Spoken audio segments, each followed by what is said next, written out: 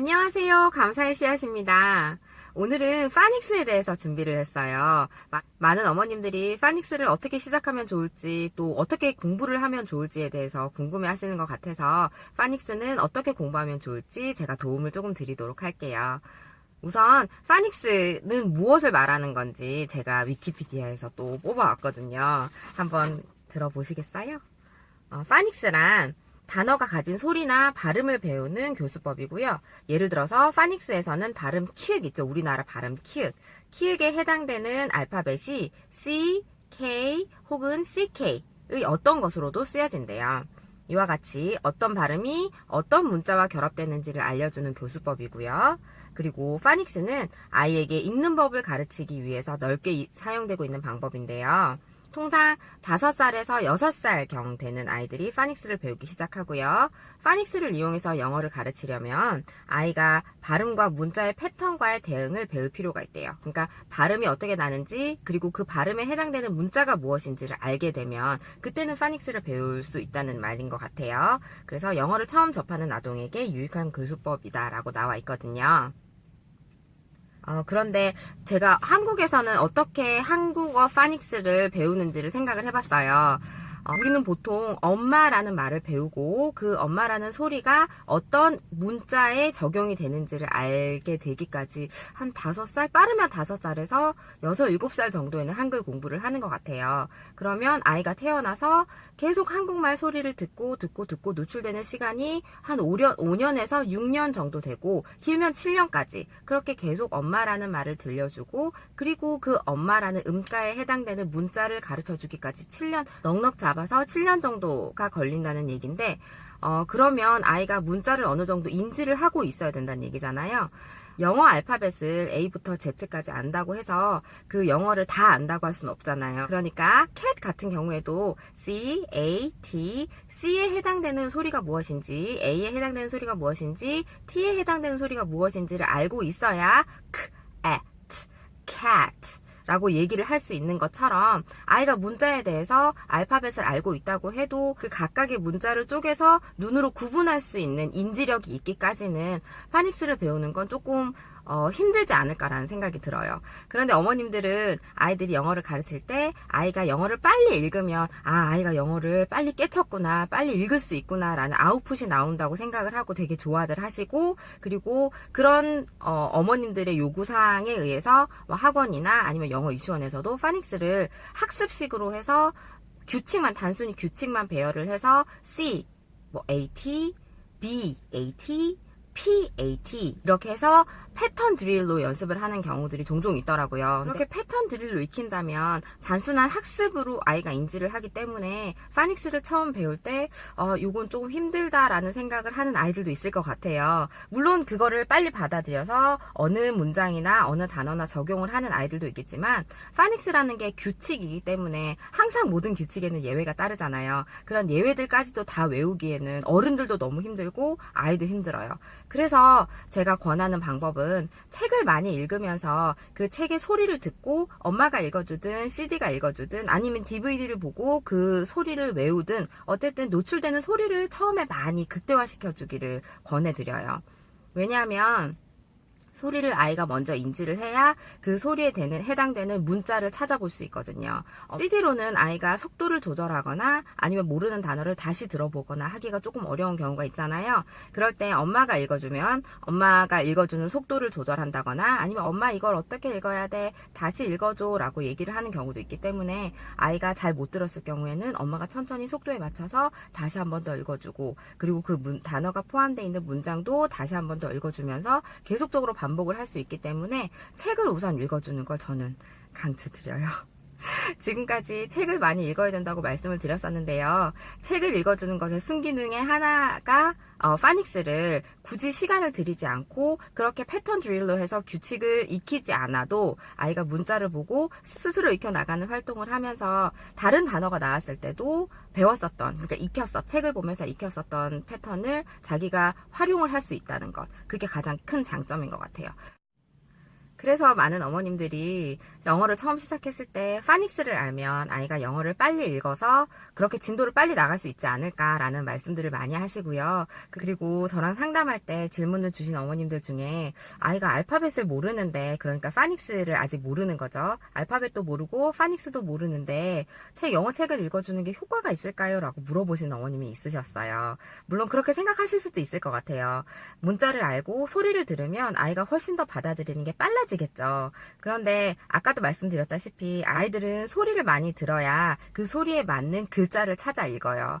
그러니까 아이가 cat 같은 경우에도 the cat is black, the cat is running, the cat is on the table. 그렇게 고양이라는 단어뿐만 아니라 위에, 아래, 동작 이런 것까지도 연장을 시켜서 공부를 할 수 있기 때문에 단순히 파닉스만 아는 것보다는 훨씬 더 아이가 받아들일 수 있는 영어의 폭이 넓어질 수 있어요. 그래서 저는 엄마가 책을 읽어주면서, 그리고 CD로 들으면서, 그리고 책을 같이 혼자서 읽더라도 책을 읽으면서 소리를 듣고 그림을 보면서, 그게 책에 줄 수 있는 가장 큰 매력인 것 같아요. 책과 함께 그림이 나와 있으니까 그 그림을 보면서 아이가 뜻을 유추할 수 있는 것.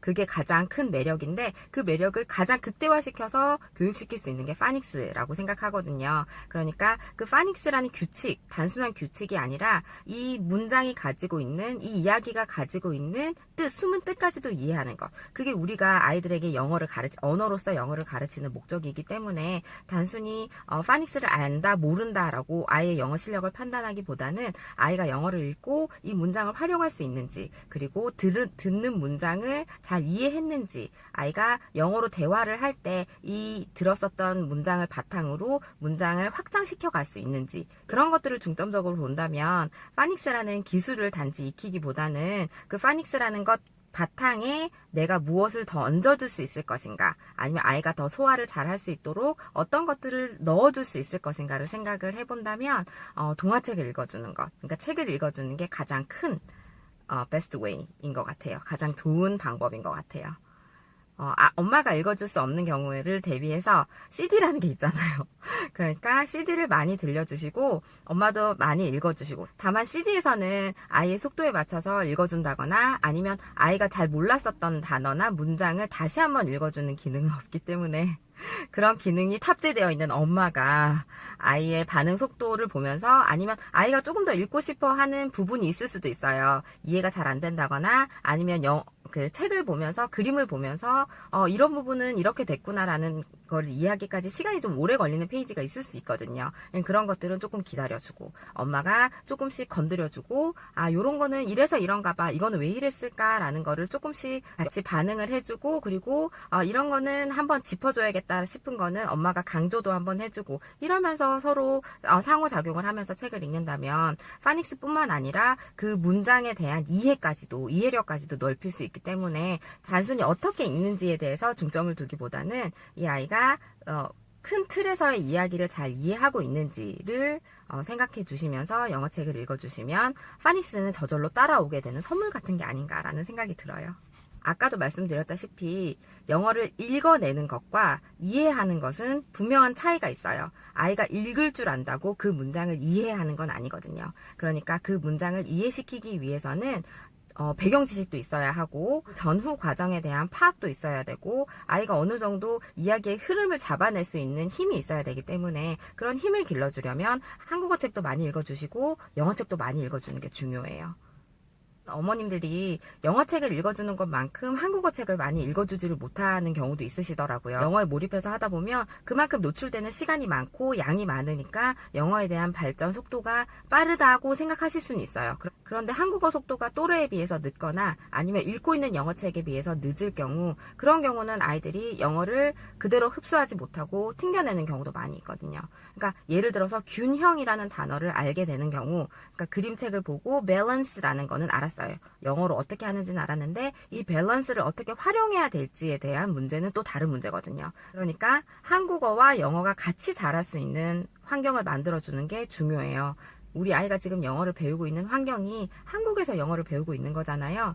그리고 한국어도 가르치고 있고 한국어의 수준이 어느 정도 높으냐에 따라서 영어 책의 레벨도 그만큼 올라가거든요. 한국어를 굉장히 잘하는 아이는 영어를 가르쳤을 때 영어를 습득하는 학습하는 길만 제대로 잘 찾아준다면 그러면 단계를 끌어올리는 건 그렇게 크게 어렵지 않아요. 그러니까 한국어 실력도 영어 실력 못지않게 탄탄하게 쌓아주고 단순히 말을 하는 것뿐만이 아니라 책을 읽고 그 책에 대한 내용을 이해하고 그리고 자기가 자기식으로 이야기를 풀어낼 수 있을 정도의 한국어 실력이 되는 아이라면 영어도 분명히 그 정도의 실력을 갖출 수 있는 아이이기 때문에 특별히 파닉스를 해서 아이를 읽기를 먼저 시켜야지라고 생각을 하고 단계를 잡아두지 마시고 엄마가 먼저 읽어주고 많이 노출된 아이가 단어를 보고 또 문장을 보고 그 문장이 포함되어 있는 한 문단을 보고 그리고 이야기 전체를 보고 이끌어 갈 수 있는 그런 힘을 길러주기 위해서는 책을 많이 읽는 것만큼 좋은 방법은 없다고 생각해요.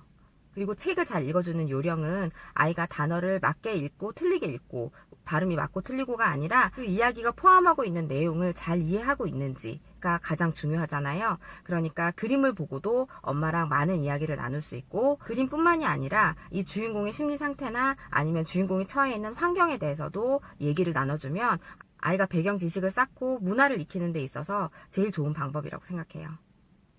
그래서 결론은 아이가 파닉스에 대한 규칙을 잘 알지 못하고 적용하지 못한다고 해도 그렇게 걱정하시지 마세요. 아이는 엄마가 들려주는 책의 소리를 듣고 CD가 들려주는 책의 소리를 들으면서 각각에 맞는 문자들을 찾아낼 수 있는 힘이 있어요. 그래서 그 힘을 믿고 엄마도 책을 많이 읽어주시고 CD를 많이 들려주시면 좋아요. 그래서 흘려듣기나 집중듣기라는 말들을 많이 하잖아요. 흘려듣기도 엄마가 읽어주었거나 자기가 알고 있는 내용의 이야기를 듣는다면 훨씬 더 효율적으로 다가와요. 그래서 아이가 모르는 내용의 책을 들려주기보다는 아이가 모르는 건 동요를 들려주기, 리듬감 있고 율동을 같이 할 수 있게 재미있게 따라할 수 있는 거 동요. 그리고 효과적으로 듣기를 하려면 아이가 한번 접했었던 내용을 들려주는 게 가장 좋아요. 그래서 책은 리듬이나 챈트가 없는 경우 아이가 지루해할 수 있어요. 긴 내용이기 때문에 호흡을 좀 길게 가져가려면 엄마가 먼저 읽어주시고 아이가 어느 정도 책의 내용을 파악했다라는 생각이 드실 때 그때 CD를 들려주시면 좋아요.